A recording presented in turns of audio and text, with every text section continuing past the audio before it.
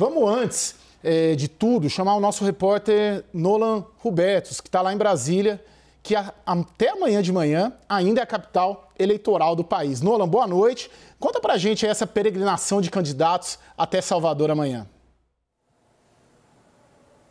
Boa noite, Caio. Boa noite a todos que acompanham o WW. Carol, boa noite. Boa noite também, Raquel. Vamos lá, então. Os 4 principais pré-candidatos estarão na mesma cidade, como você vinha dizendo, Salvador, na Bahia, para o 2 de julho, que é comemorado na Bahia a independência do Brasil. Jair Bolsonaro, atual presidente, pré-candidato pelo PL, também Lula, pré-candidato pelo PT, Ciro Gomes pelo PDT e também Simone Tebet pelo MDB. Só que, olha, Caio, segundo as agendas oficiais desses pré-candidatos, eles não vão se encontrar em nenhum evento. O presidente da República, Jair Bolsonaro, vai fazer a tradicional motociata em Salvador. Por volta do meio-dia, ele já retorna ao Rio de Janeiro, vai viajar ao Rio de Janeiro. Depois, Lula confirmou que estará em um ato com apoiadores na Arena Fonte Nova, estádio do Bahia. Junto com Lula estará o governador da Bahia, do PT, Rui Costa. Também vai estar com Lula o senador pela Bahia, Jacques Wagner, do PT, além também de alguns outros apoiadores. Já Ciro Gomes parte para um ato cívico com outras lideranças também do PDT, entre essas lideranças a vice-prefeita de Salvador, que é do PDT, a Paula Matos, também o deputado federal, o Félix Mendonça Júnior, que é o presidente do partido na Bahia, também estará ao lado de Ciro Gomes. Já a pré-candidata pelo MDB, Simone Tebet, logo às 7 horas da manhã, ela participa do cortejo da festa de 2 de julho. Esse cortejo, então, que parte a partir das 7 horas da manhã, sai do Largo da Lapinha, viu, Caio? Como a gente pode ver aí por essas agendas, não vai haver um encontro entre os pré-candidatos. Eu volto ao estúdio com você. Obrigado, Nolan. Bom, a gente vai para a primeira roda de análise aqui do WW dessa noite. Eu vou convidar para integrar a roda o diretor de PESP, cientista político, Antônio Lavareda. Boa noite, Lavareda. Muito obrigado por estar aqui conosco. Boa noite, Caio. Boa noite, Carol. Boa noite, Raquel. E já vou lançar a primeira para você, Lavareda. Qual a simbologia desse super sábado? Eu não me lembro, nas campanhas presidenciais, de um sábado ou de um dia em que concentrasse os 4 candidatos na mesma cidade, os 4 principais candidatos na mesma cidade.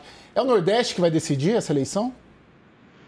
Olha, Caio, o Nordeste é uma base, é uma região fundamental, né, com seus 27% de eleitores. E a Bahia é o principal estado, o maior estado também em termos de eleitorado da região. Lembrar que em 2018, o Haddad, sob o Bolsonaro, conseguiu na Bahia um pouco mais do que no conjunto da região. Ele teve 70-30 de votos válidos no Nordeste, fazendo os arredondamentos, e na Bahia teve mais, foram 73-27. Ele extraiu de lá e teve uma dianteira de 3.400.000 votos em 2018 no segundo turno na Bahia. Então, se o presidente Bolsonaro pretende reduzir a diferença do Nordeste, a Bahia, de fato, é o principal, digamos, é o principal celeiro eventual desses votos. Já ao mesmo tempo que manter o desempenho histórico do PT, que já foi grande em 2002, lembrar que Lula teve 61% dos votos da região em 2002, mas isso saltou mais 10 pontos percentuais, chegaria a 71% em 2006, e de lá para cá isso variou muito pouco, fica ali em torno de 69%, 71%, na última eleição 70% com os arredondamentos. Então, para o PT também é fundamental. E os demais aspirantes, Ciro Gomes, pretendendo crescer, ele é um candidato do Nordeste, do Ceará, e tem um desempenho na Bahia importante e pode, eventualmente, lhe proporcionar mais alguns pontos. E a candidata Simone Tebet também lança aí, tem a esperança de poder prosperar na região através do seu principal estado. Interessante, Lavareda. A Raquel Landinha, ela esmiuçou todos os dados, está dominando, sabendo tudo de Bahia aqui, e ela vai aprofundar um pouco mais essas colocações suas, inclusive com uma tela para a gente dar uma olhada nos números lá. Vamos lá, Raquel. Caio, eu peguei alguns dados até da Quest, aí, outro instituto de pesquisa também, que mostra um pouquinho de como é que está a disputa na Bahia para governador. Eu acho que a avaliação que eu tive é que a saída dos candidatos a presidentes para a Bahia tem muito a ver com essa disputa a governador. Ao contrário de outros estados do país, na Bahia não é um candidato nem ligado a Lula, nem ligado a Bolsonaro que está na liderança. A ACM Neto do União Brasil está disparado na frente com 67%. Então, tanto Lula quanto Bolsonaro vão à Bahia para tentar salvar os seus próprios candidatos. No caso do PT, Jerônimo Rodrigues, com 6%, foi um nome bancado ali pelo governador Rui Costa, não era o preferido de uma boa área do PT, e o ex-ministro João Roma, candidato de Bolsonaro, do PL, com 5%. Você alavancar o governador na Bahia para os dois pré-candidatos é muito importante, não só para ter o governo de um estado tão fundamental dentro do país, o maior estado em votos do Nordeste brasileiro, mas também, claro, para tentar alavancar os votos a candidato a presidente. E aí, nessa segunda tela, a gente vê esses dados exatamente que o Lavareda estava mencionando. Lula numa liderança absoluta com 63%. Bolsonaro, que precisa que João Roma tenha um desempenho melhor para crescer, está com 17%. E Ciro Gomes pontuando apenas 5%. Vamos lá, a Carolina Brígido está debutando aqui no WW, Carol? Não, já participou com a gente. Eu já fiz com o VAC, com vocês só, nunca fiz. Tá bem. A Carol me avisou aqui, ela quer perguntar algo para o Lavareda. Fica à vontade, Carol. Deixa eu perguntar para o senhor, Lavareda, quando a gente olha as pesquisas nos estados, existe uma flutuação maior. Parece que os candidatos têm mais mobilidade entre uma pesquisa e outra. E pelo que a gente está vendo na nacional, está ficando tudo mais estável. Me diga se eu estiver equivocada. De qualquer forma, eu queria saber do senhor a perspectiva daqui para frente, que vai começar a campanha oficial mesmo agora em agosto. Em que medida que essa campanha oficial ela pode influenciar nos candidatos da Nacional e nos candidatos dos estados? E mais, o senhor acha que quem está no poder tem mais tendência de subir agora com essa oficialização das campanhas ou não? Carol, foram aí umas três questões. Vamos ver se eu respondo algumas delas. Em primeiro lugar, à medida que a campanha comece, quais são os cenários que podem ter uma evolução, uma movimentação maior uns em relação aos outros? Quanto mais elevado for o agregado das intenções de voto espontâneas, como é o caso da disputa nacional, onde você tem mais de 70% dos eleitores já com intenção de voto que se manifesta espontaneamente, menos espaço, menos possibilidade para grandes mudanças do ponto de vista das intenções de voto estimuladas, das preferências dos eleitores. Por quê?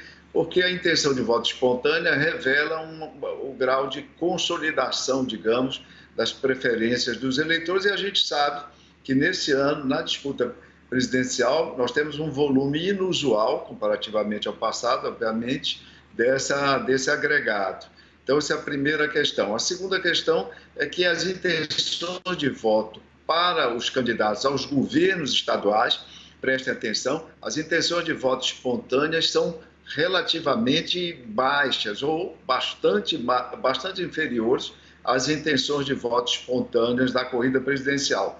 Ao que parece, o eleitor está nessa fase, prestando mais atenção e, como eu disse, consolidando suas preferências no que concerne à disputa principal, que é a de presidente da República, e deixando para depois a disputa pelos governos estaduais. Então, nós precisamos estar atentos a isso. E lembrando que o efeito principal, a relação, a imbricação das disputas majoritárias, presidencial e de governo, é um efeito, sobretudo, top-down, é de cima para baixo. A escolha presidencial, em algum momento, afeta as escolhas estaduais. E eu estimo que nós poderemos ter, pelo grau de polarização precoce, não é? Pelo acirramento, pela ideologização da campanha, eu acredito que nós podemos ter uma das eleições estaduais mais nacionalizadas, ou seja, com a influência do pleito presidencial da nossa história, alguma coisa comparável a 2006. Nós estamos falando da Bahia, por exemplo. Na Bahia, até 10 dias da eleição, até 10 dias antes da eleição, o candidato Paulo Souto, então do PFL, estava praticamente ungido governador do estado já no primeiro turno. Pois bem, em 10 dias se produziu o segundo turno e no segundo turno Paulo Souto foi derrotado por conta do fator nacional. A avalanche, o voto em Lula no Nordeste e na Bahia também naquele ano. Agora, Lavareda, é uma reflexão que eu sempre tenho, que a direita brasileira ela teve um voto muito forte no Nordeste, especificamente na Bahia, né, com o carlismo, né, nos anos 90, e o Lula, de certa maneira, a partir de 2003, tomou esse reduto para o Partido dos Trabalhadores e principalmente para o Lula. E a direita tomou poder em 16, né, primeiro com Michel Temer, depois com Jair Bolsonaro, e não conseguiu retomar o Nordeste desse reduto, né, de volta para a direita brasileira. Por que, na sua avaliação, essa resiliência, o Lula praticamente imbatível nessa região do país?